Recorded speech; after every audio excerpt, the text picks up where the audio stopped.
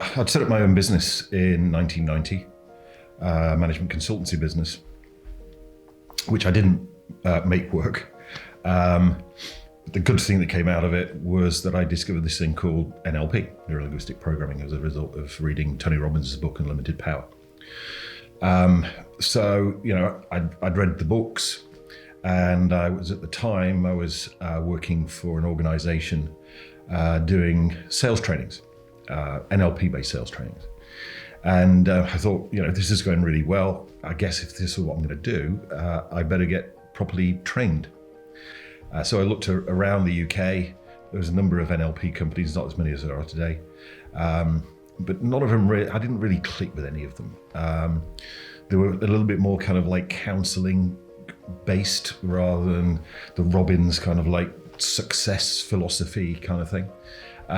So in May 1993, I decided I was going to go to California and do my practitioner training with Dr. Tad James. That experience wasn't what I was expecting. It blew me away. And as a result of that, I went, okay, I do sales trainings, but I went like, everybody should know the stuff that I learned that week.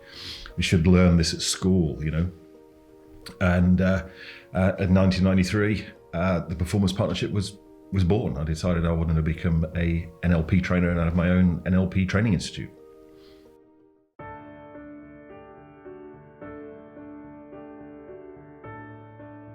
I was excited. I was nervous too. I mean, people sometimes go, "Wow, what a brave move," and really, it wasn't bravery. I think it was just innocence. It wasn't that I was excited. It wasn't that I was scared. I was just went, okay. I just went for it. Didn't really think of any potential repercussions.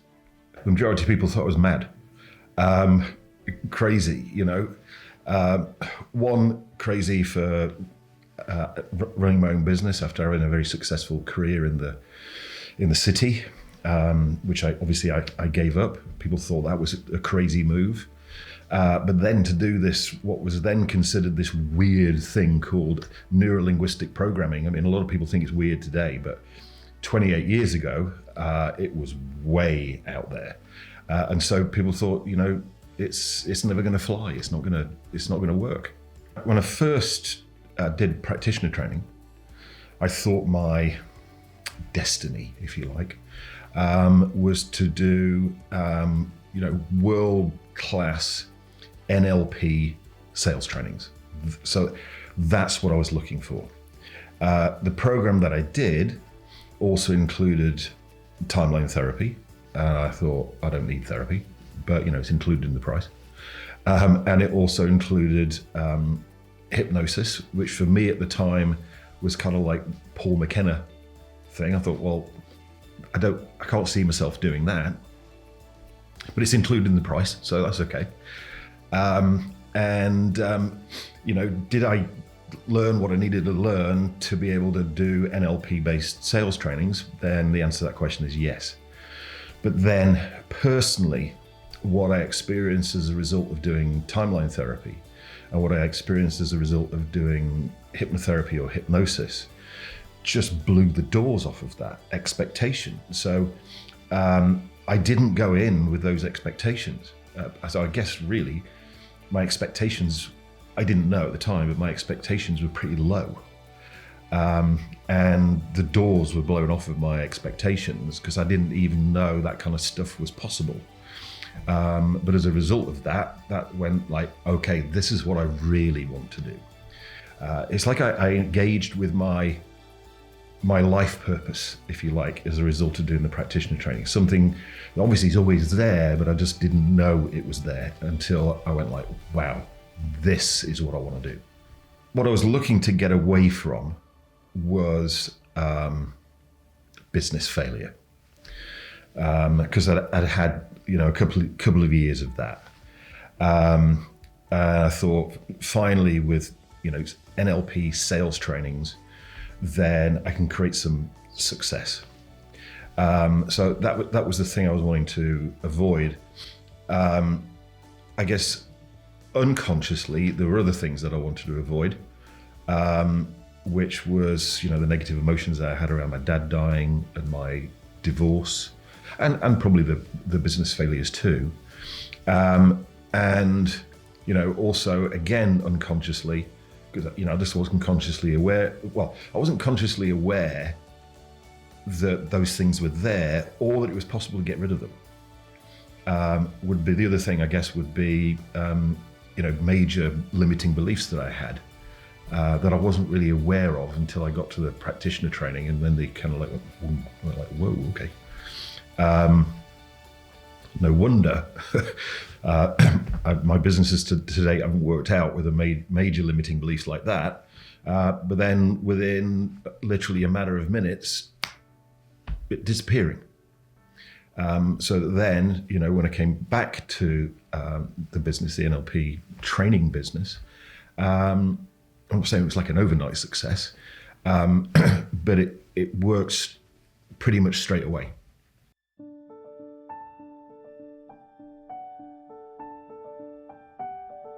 The first thing really was that, one is I came back as a practitioner, but to do what I wanted to do, I needed to be a trainer of NLP, which meant I needed to do master practitioner and I needed to do trainer's training. So the first thing I needed to do was to make money to be able to pay for me to do master practitioner and trainer's training. So what I did was I started doing some one-to-one coaching with clients, but also then immediately implemented and designed and implemented this NLP-based sales training, which I sold by cold calling to life insurance companies, to literally pull myself up from my own bootstraps, really. I really went, I've got something here which people, whether they're aware of it or not, really need. I needed it, even though I wasn't aware that I needed it. When I was, confronted with it, if you like, I went like, wow, okay. So that's what kept me going, and still keeps me going today, 28 years later, is really showing people both internally and externally how they can create success for themselves. When I started doing the practitioner training, the master practitioner training, then I came across stuff on audio cassettes. So I just devoured every single audio cassette I could get, and that was better than the books because you could actually hear it, but there still wasn't video, right? So you couldn't see it. And I remember being invited to do a board break on TV, live TV, where you take somebody from the audience and you have them break through a 1-inch thick piece of pine. And I said, yeah, okay, I'll do it. Put the phone down and thought, shit, because I'd never done one. I'd not even seen one. So all I got was an audio recording of somebody doing a board break. That's all I've got to model it on. And so you got to model it, it's like, and that's all you got to go with, And I'm going and I'm going to be on live TV in a matter of days, taking somebody else through it. But that's kind of like one of my strategies is, I'll volunteer to do something I've never done in front of an audience, whether it be TV or, a training room audience. And so I haven't got any choice. I've got to make it work. So that's definitely one of the things that has worked for me. It's a bit nerve-wracking, but that's a strategy that I still use.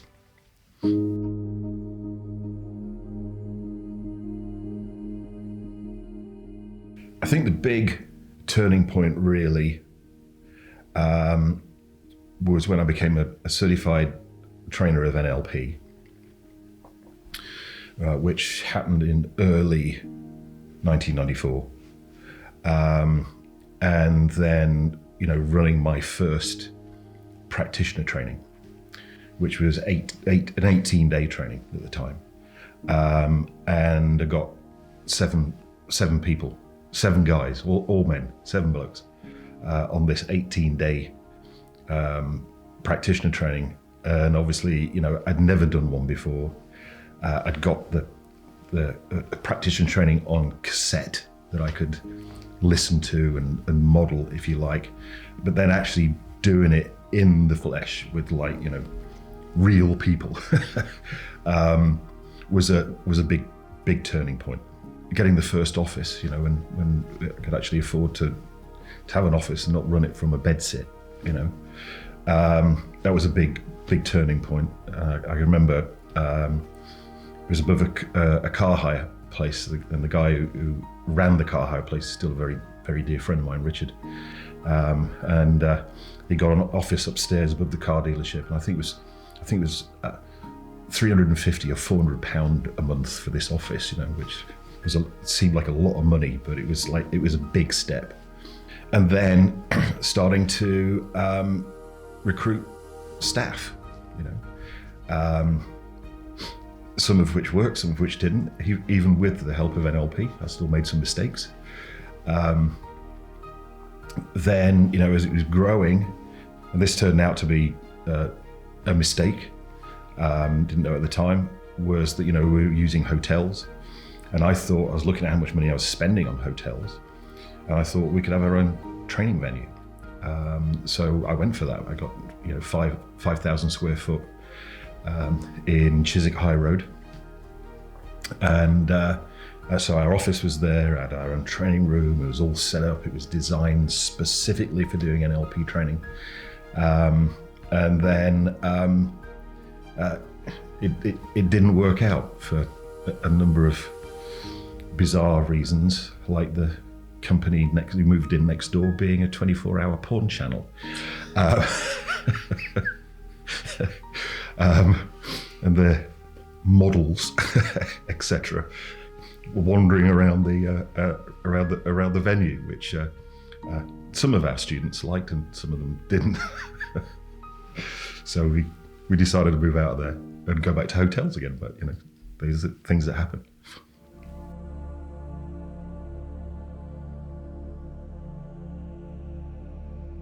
I think the best trainers of NLP, including the best master trainers of NLP for that matter, are people that have created a big personal experience for themselves as a result of doing NLP. So I had this massive experience on my practitioner training, which had me have the total belief that NLP worked. And then as a result of having that experience, that then gives you the drive and the passion to enable other people to have that.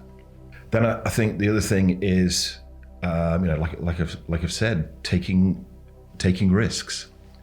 I think it's a quote from Richard Branson. If somebody asks you to do something, always say yes, and then work out how to do it afterwards.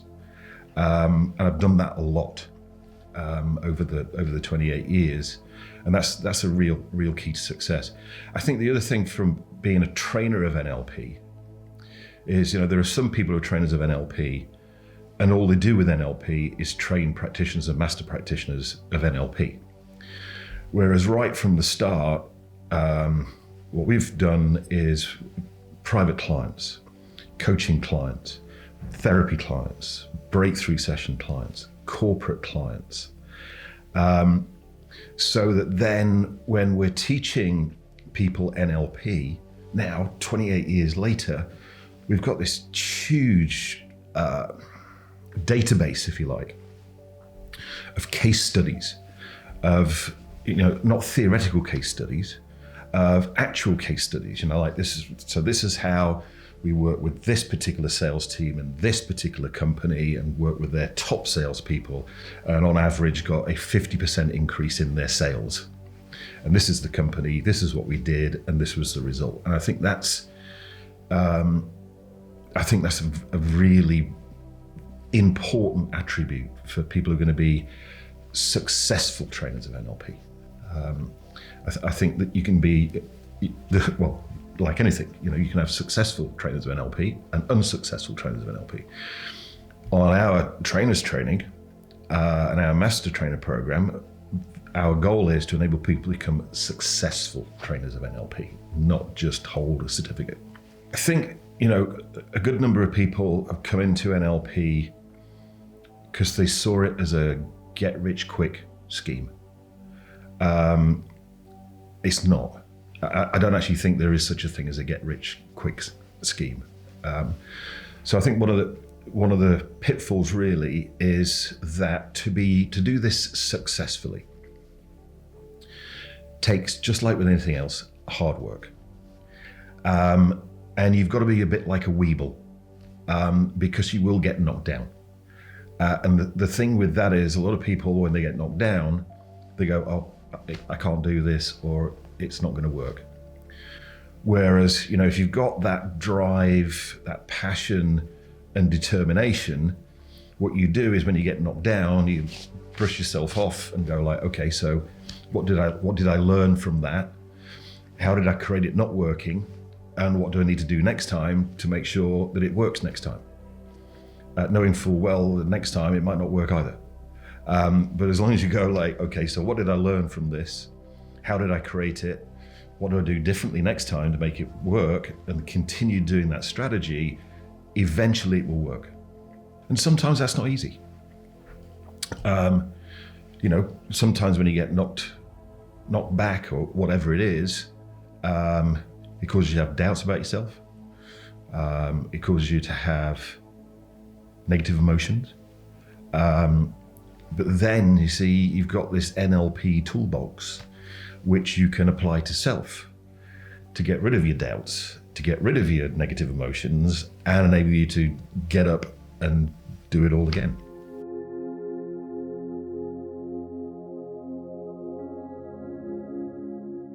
Well, it's kind of indescribable, really,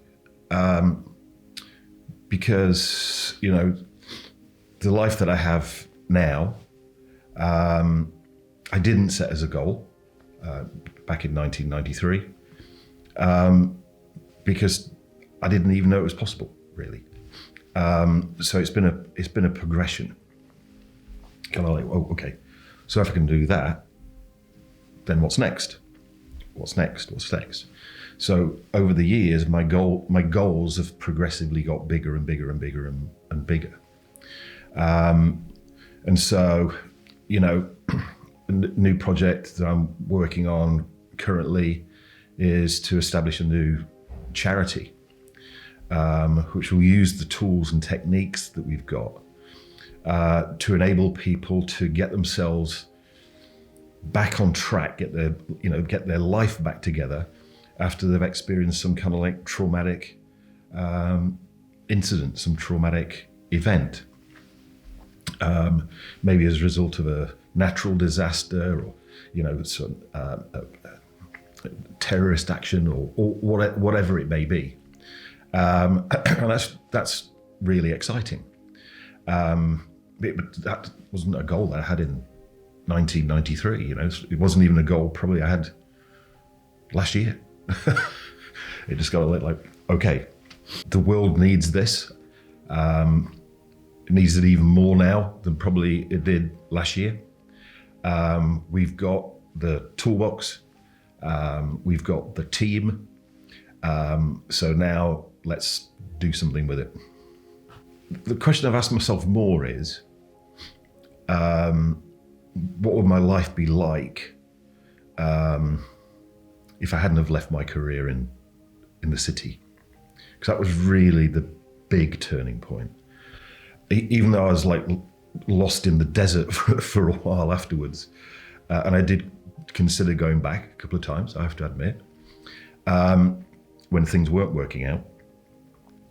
And it's weird. I go, if I'd stayed in the city,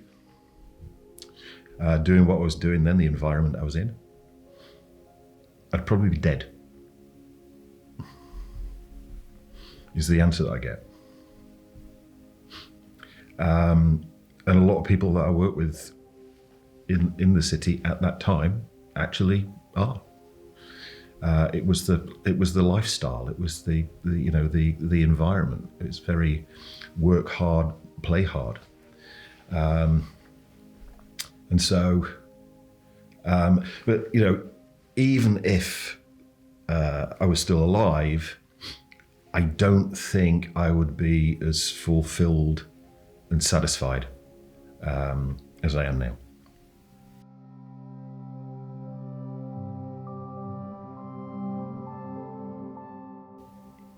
Discovering, firstly NLP, but then discovering timeline therapy, discovering hypnosis and hypnotherapy, and what was really possible with those, and then also discovering Huna. Those are the things I've been. I'm continue now 28 years later to still be really grateful for that, because without that, I wouldn't be where I am today. I think the other thing as well is that I had a great trainer, coach, and mentor in Dr. Tad James, and really he kind of like took me under his wing, and it was almost like having an apprenticeship program. So I think having that kind of support and having that mentorship accelerated the rate at which I became successful in what I was doing. I think that's also something I'm really grateful for. And also grateful for all of the clients and the customers we've had over the last 28 years. It is a little bit of a cliche, but I think I learned more from them than they learned from me. Because even 28 years in, there are still things that happen in the training room where I go, okay, what do I do now? There's an instant thought that comes into your head. There's a door, run.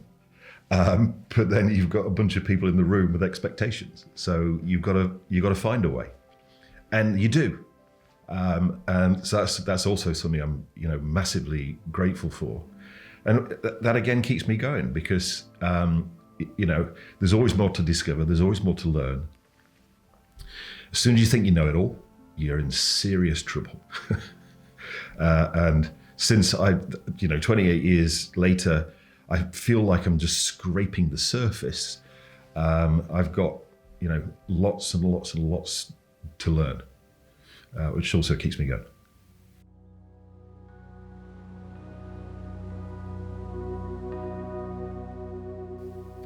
Well, I think the important thing is, what's your why? As in, what's the motivator? Then, what is it that you're going to offer people?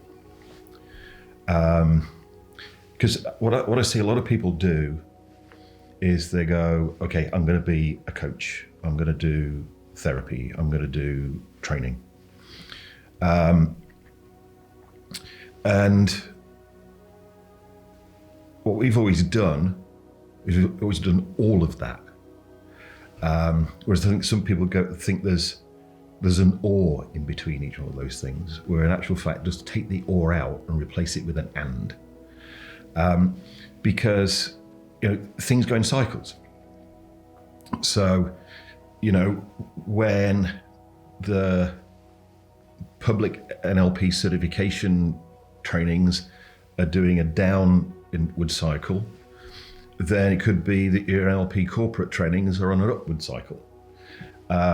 Or, for a while, with the pandemic as an example, then we couldn't run public physical trainings. I mean, we did move virtually, but we still weren't doing the kind of volume that we were doing before. But because of the situation and circumstances that were going on, the therapy and breakthrough business took off. Whereas if you're only doing one of those things, if you've got those oars in place, then you're going to experience lows as well as highs. But if you've got, multiple strings to your bow, if you like, then it means that you can, I'm not saying stay on a high all the time, but you'll significantly reduce the lows.